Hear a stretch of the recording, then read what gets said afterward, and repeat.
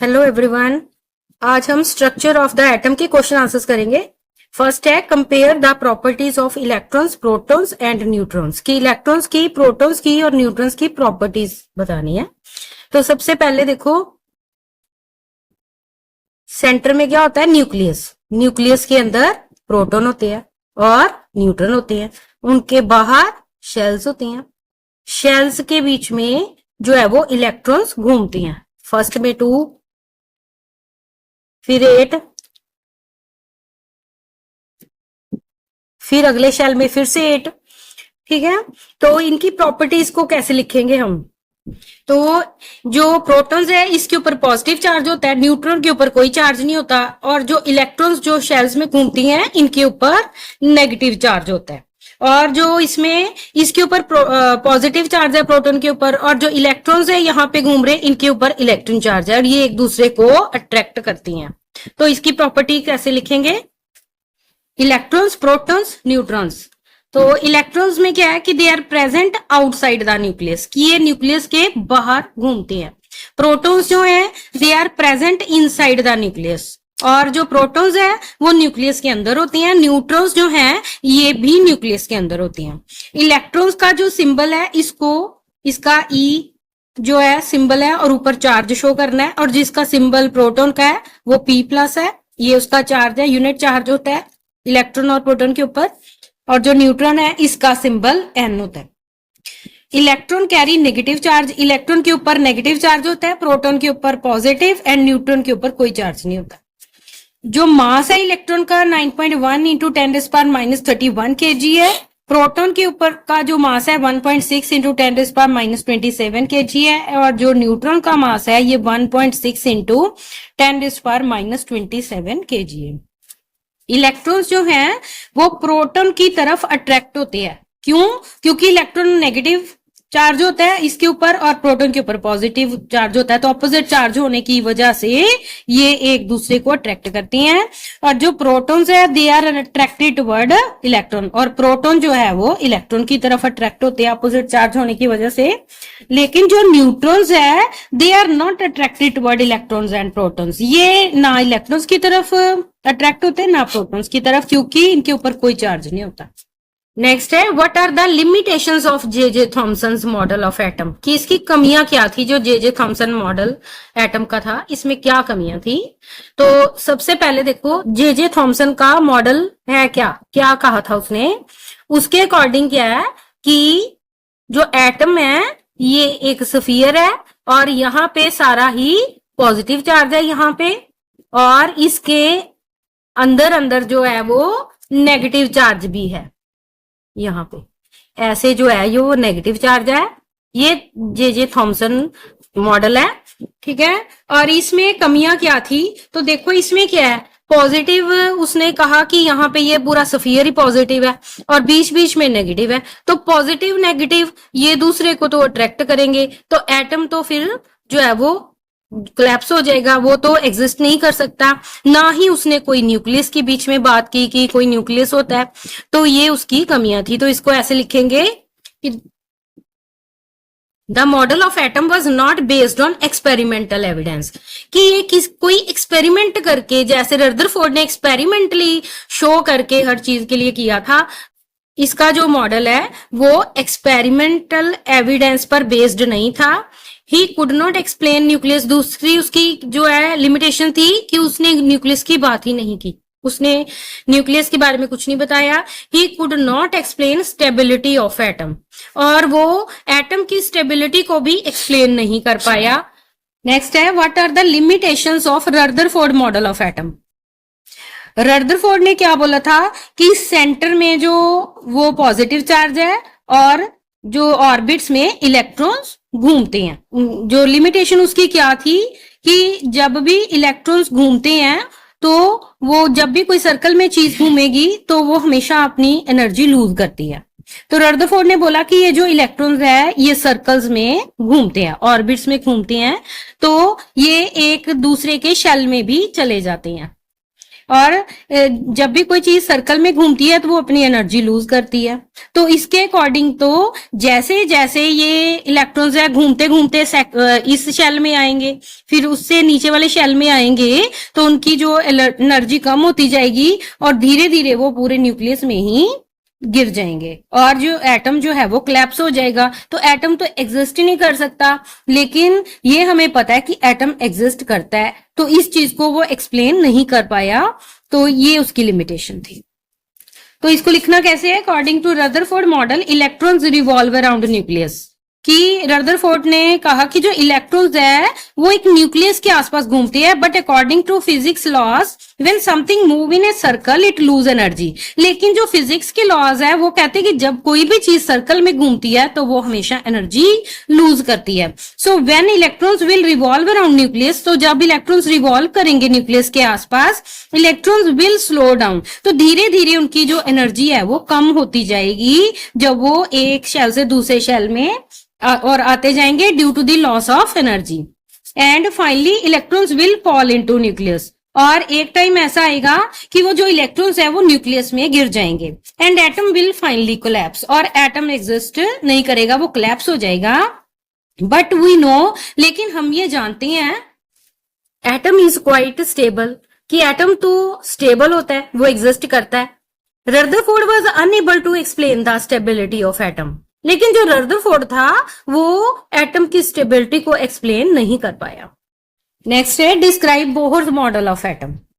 जो बोहर था उसके मॉडल ऑफ एटम में क्या था? उसने बोला कि जो प्रोटॉन है एंड न्यूट्रॉन है वो सेंटर में है, और बाहर जो है इलेक्ट्रॉन्स जो हैं वो ऑर्बिट्स में घूम रहे हैं, 1 2 3 4 5 6 7 8, और ऐसे इससे अगले में भी 8। तो उसने ये बोला कि ये इलेक्ट्रॉन्स जो हैं ये घूमते हैं, लेकिन ये जो इलेक्ट्रॉन्स है ये अपने अपने शेल में ही रहते हैं। उसने शेल्स को नाम भी दिया कि जो पहला शेल है वो K है, ठीक है, दूसरा जो है वो L है, ठीक है, और तीसरा M है, उसके बाद N है। उसने इसको नाम भी दिए, और उसने ये बोला कि ये जो इलेक्ट्रॉन्स है ये अपने अपने शेल्स में ही घूमते हैं, ये नीचे नहीं आते, एक दूसरे के शेल्स में नहीं जाते, और इनकी जो एनर्जी है वो भी डेफिनेट है। तो इसको हम कैसे लिखेंगे? बोहर्स मॉडल पोस्टुलेट्स, कि ये उसके पॉइंट है बोहर मॉडल के। सबसे पहले बोहर ने बोला कि the atom consists of a nucleus, कि जो एटम है इसमें एक न्यूक्लियस है इन सेंटर में, which has protons and neutrons, और उसके भी जो न्यूक्लियस के अंदर प्रोटॉन्स एंड न्यूट्रॉन्स है। Electrons are revolving around nucleus, electrons जो हैं वो न्यूक्लियस के आसपास घूमते हैं in orbits with definite amount of energy, orbits में घूमते हैं और उनकी जो एनर्जी है वो भी डेफिनेट है। The electrons do not radiate energy और lose energy as they revolve in certain specific orbits, और इसमें जब इलेक्ट्रॉन्स घूमते हैं तो वो अपनी एनर्जी लूज नहीं करते, क्योंकि वो अपने पर्टिकुलर शेल्स में ही घूमते हैं, वो एक दूसरे के शेल्स में नहीं जाते। These orbits और shells are represented by K, L, M और N, और इनको नंबर्स से भी रिप्रेजेंट कर सकते हैं। उसने जो इसको शेल्स का नाम दिया जिसमें इलेक्ट्रॉन्स घूमते हैं, या ऑर्बिट्स का नाम दिया, और उसने इसको जो नेम है वो इंग्लिश अल्फाबेट्स पे रखा, K, L, M, N, और या फिर इसको 1 2 3 4 भी लिख सकते हैं। नेक्स्ट क्वेश्चन है compare all the proposed models of atom given in this chapter, कि कंपेयर करो जो एटम मॉडल ऑफ एटम्स जो हैं इस चैप्टर में बताए हैं। तो इसमें 3 मॉडल्स है, जे थॉमसन मॉडल है, रदरफोर्ड मॉडल है, एक बोहर्स मॉडल है। तो इसको सबसे पहले देखो जे थॉमसन ने क्या बोला था। जे थॉमसन ने कहा था कि जो एटम है ये पूरा ही ऐसे यहाँ पे पॉजिटिव चार्ज है, पूरे स्फीयर है ये एक पॉजिटिव चार्ज का, और इसके अंदर बीच बीच में नेगेटिव चार्ज है, जैसे वाटरमेलन में सीड्स होते हैं। और जो रदरफोर्ड मॉडल था उसने क्या बोला कि यहाँ पे सेंटर में एक न्यूक्लियस है, ठीक है, और उसमें जो पॉजिटिव चार्ज है और जो इलेक्ट्रॉन्स है वो शेल्स में घूमते हैं। ठीक है, उसने यहाँ पे बोला कि यहाँ पे पॉजिटिव चार्ज है और यहाँ पे इलेक्ट्रॉन्स घूमते हैं।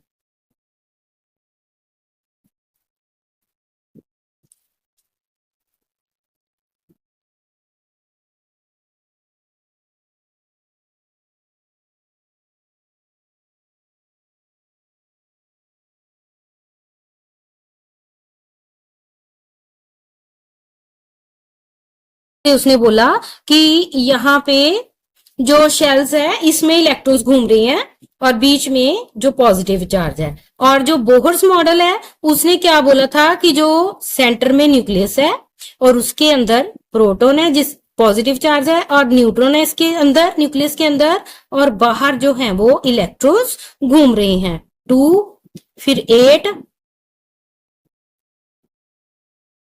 और उसके बाद ऐसे शेल्स में ये इलेक्ट्रॉन्स घूमते हैं, फिर अगले में भी 8,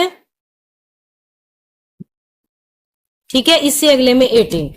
तो और उसने क्या कहा बोर्स मॉडल ने कि ये जो इलेक्ट्रॉन्स घूम रहे हैं ये अपने अपने शेल में ही घूमते हैं। बोला उसने कहा ये डेफिनेट शेल्स में घूमते हैं और इनकी डेफिनेट एनर्जी है और जब ये घूमते हैं तो ये एनर्जी लूज नहीं करते। तो इनको हम कैसे लिखेंगे? जे Thomson model, Rutherford model and Bohr's model. तो जे थॉमसन ने क्या बोला था कि atom it is a sphere of positive charge, ये स्फीयर है पॉजिटिव चार्ज का। रदरफोर्ड ने क्या बोला था? Atom consist of positive charge at centre. Rutherford ने बोला कि पॉजिटिव चार्ज सेंटर में है और उसको हम न्यूक्लियस कहते हैं। और बोहर्स मॉडल ने क्या बोला था कि atom consist of positive charge nucleus at the centre, कि जो एटम है इसके सेंटर में पॉजिटिव चार्ज है।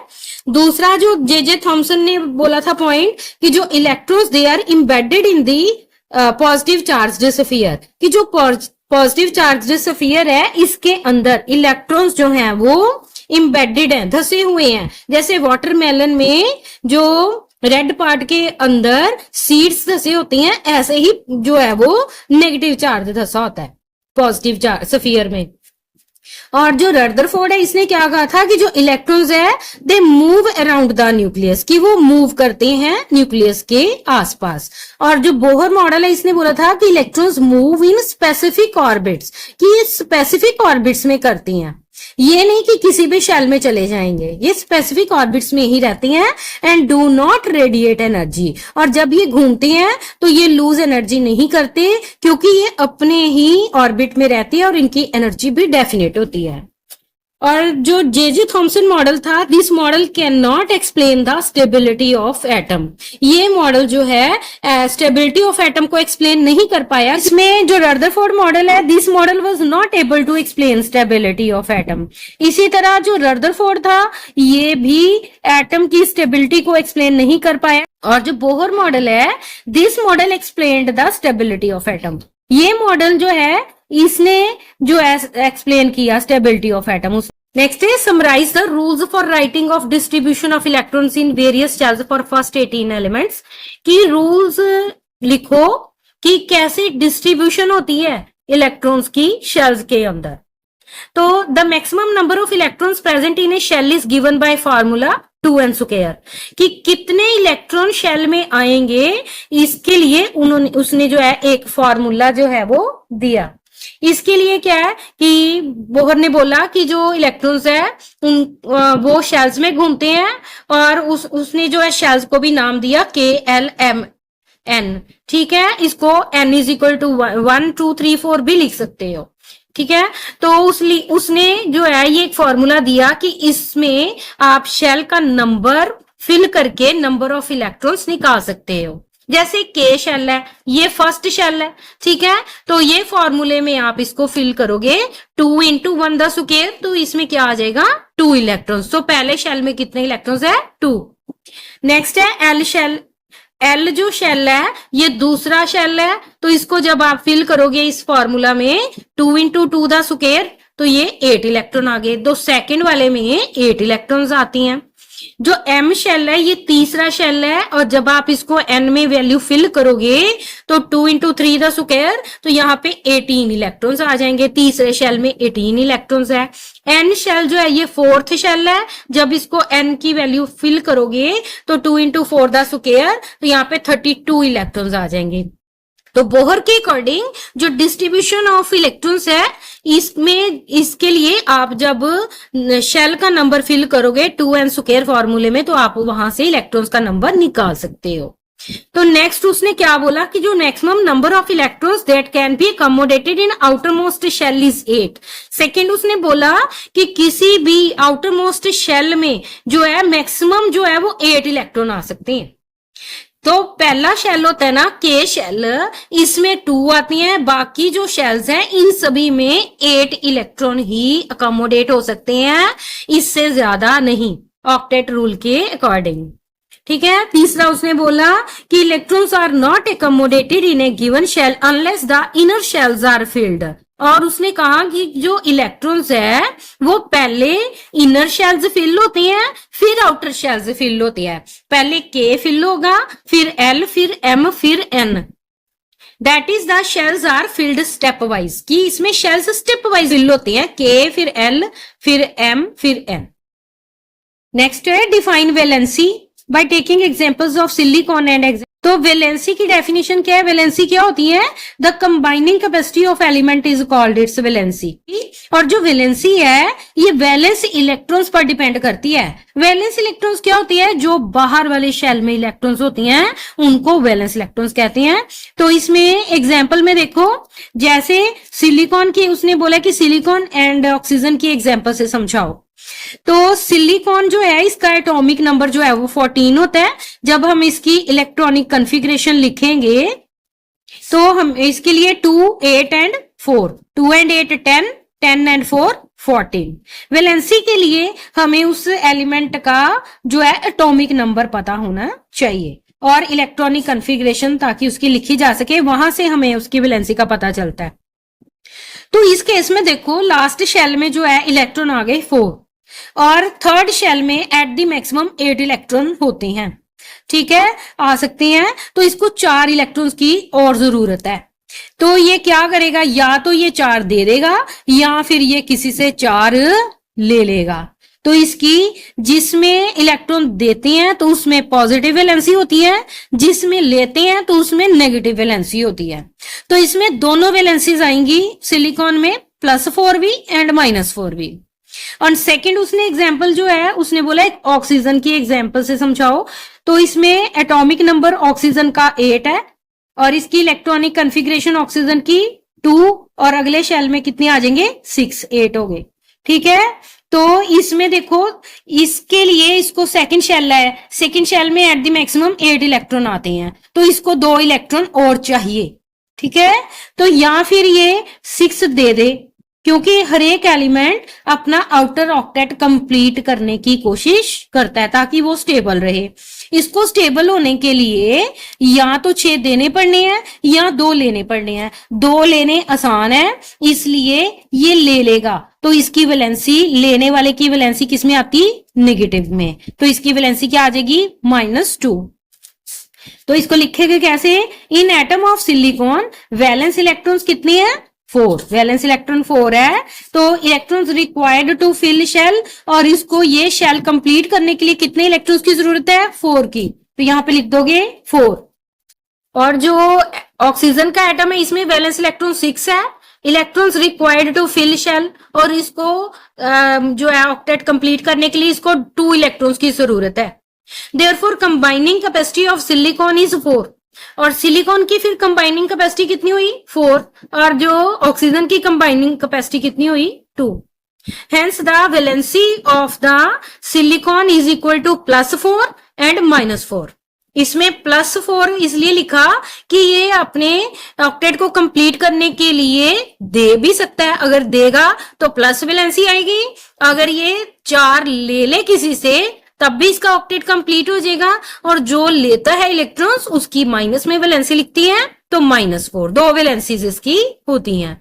और जो ऑक्सीजन की वैलेंसी है इसमें 2 इलेक्ट्रॉन्स अगर ये ले ले तो इसके जो 8 कंप्लीट हो जाते हैं, ये लेके जल्दी हो सकता है इसका ऑक्टेट इस चैप्टर के जो बाकी क्वेश्चंस है हम अगले पार्ट में करेंगे। तो ये यहां तक है आज की हमारी वीडियो।